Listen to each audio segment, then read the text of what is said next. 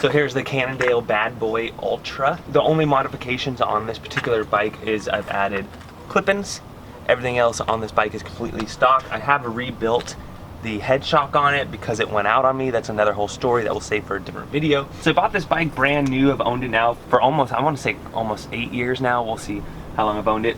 I've had to replace the chain, some new tires, I had to rebuild the shock, I've done services, I had to straighten the wheel, but that's all pretty typical stuff. Overall, you know, probably $500 I've spent owning this thing.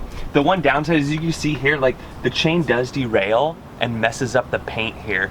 So you might want to invest into like a little guard here that'll actually protect the frame here. So some selling points on this bike is it is all aluminum. It's extremely light. I can pick it up with even like 2 fingers, no problem. Very light bike. The big tires make it pretty quick. It has the disc brakes, and at the time when I bought it, that was kind of a big deal to have that kind of stopping power. It does have the front shock. I'm not a fan of the front shock. Honestly, if I was to buy another road bike, I would buy it just no suspension whatsoever. Just one more thing you have to deal with. And I actually had issues with this head shock. Many other people have as well. The shifting, the gear shifting, and the brakes are amazing, really clean, really good. The seat post is not that great, but I mean, you don't get really good seats for this. I definitely wear bicycle shorts every time I go out.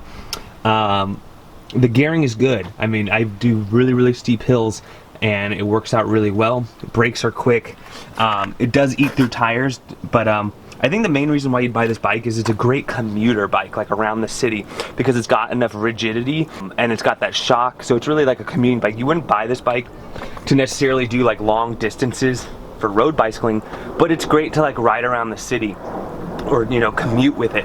That would be the main reason I buy this. This is a hybrid, so you get some of the mountain bike features, but you also get the road bike features. So it really is a commuter bike. It's not for any kind of road racing, and that's why I wish I bought a road racing bike to begin with. The frame construction is amazing, really beautiful stuff, and I like the flat black paint as well. It's very nice. So at the time, I feel like I overpaid for what I got, but you know, I definitely got my value back out of this bicycle. I checked now, you can get these at REI without the shock on them for around $6.99, so that's a really good deal. So I'd keep an eye out for them if you could buy one used too. I mean, it is a nice bike. It's a great commuter bike, but if you want to do like long distance road bike rides, just get a road bike. If you want to do mountain biking, just get a mountain bike. So there are better options out there if you want to get the best of the best. This is kind of a middle point between two types of bicycles.